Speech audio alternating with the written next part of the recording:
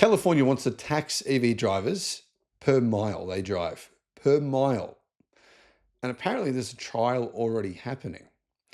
Hello, my friends. Welcome to the channel. I'm Sam Evans. You're watching the Electric Viking. I personally don't like this.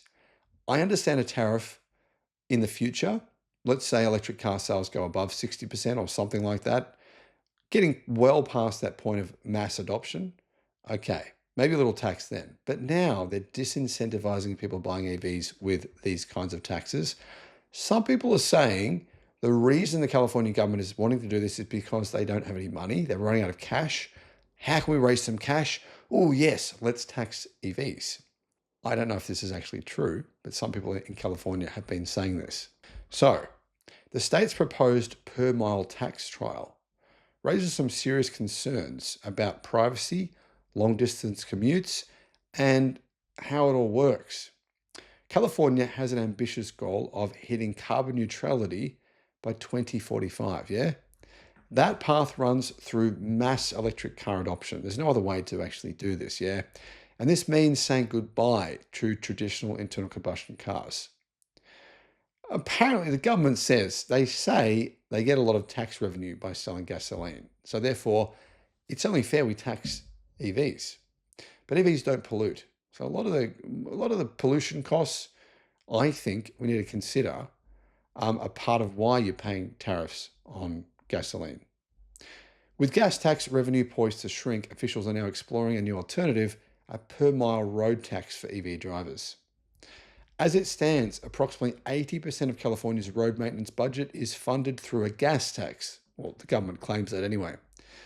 For every gallon pumped at the station, around 61 cents goes toward keeping the state's vast network of highways, freeways, and local roads in working order. As more and more people shift to EVs, though, the revenue stream will slowly dry up, and that's what California is worried about.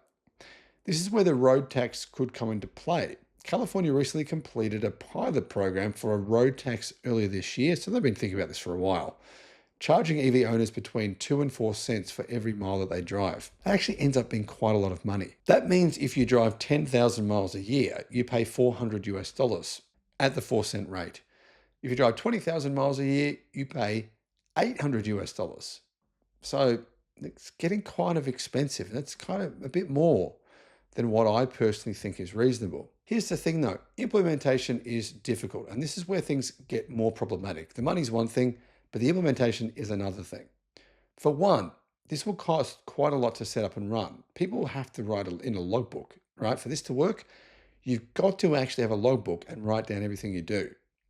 Drivers who rack up serious mileage, often those in rural areas with long commutes, are going to bear the brunt of these costs. So a lot of people that live in regional areas, they live there because they can't afford to live in the city. So they've got to drive more miles as a result. That means the people who don't have as much money, or maybe poor or disadvantaged, will have to pay more in taxes. And that's not really how the system's meant to run. As noted by Fox 26 News, a commuter traveling daily between Hanford and Fresno could have to pay around $11 a week under the proposed system. Multiply that over a month or a year, and you can clearly see that it's going to cost people quite a bit of money. Then there's the question of how the state would monitor each vehicle's mileage. How are they going to do this?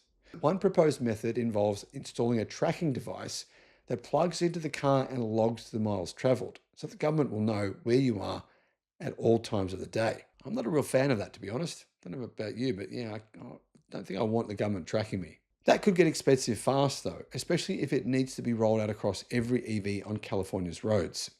That's a lot of tracking dots going everywhere, isn't it? Even if this technology is viable, it brings up some issues around cost, but also some issues around driver privacy. Many Californians would likely have reasonable concerns about being monitored like this, and I think a lot of people are not that dissimilar to me, not wanting to be monitored all the time. And if this data is handled by third parties or used beyond just tax purposes, it could be a little scary.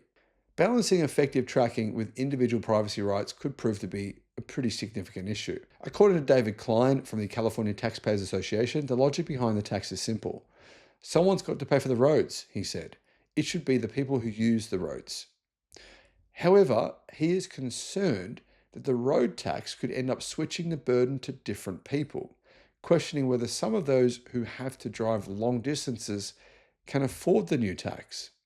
Now, that tension between fairness and practicality remains unresolved as the state weighs its next move. I think maybe they're just going to do something simple. At this point, don't tax EV drivers. We want more people to adopt them. When they are massively used, just charge some sort of annual fee with your registration, right? Everyone pays their registration fees every year. Just charge whatever you need to charge, another $500 on top of that. Make it simple. It doesn't need to be complex. Unfortunately, many countries around the world are following this idea with the California have, where they're forcing people to log how many kilometers they do. And this is complex and onerous and kind of could potentially make some people not want to buy an EV because of having to do all that. What do you guys think? Is this a good idea? Should they do it should they straight away start taxing EVs? Let me know in the comments. Thanks for watching.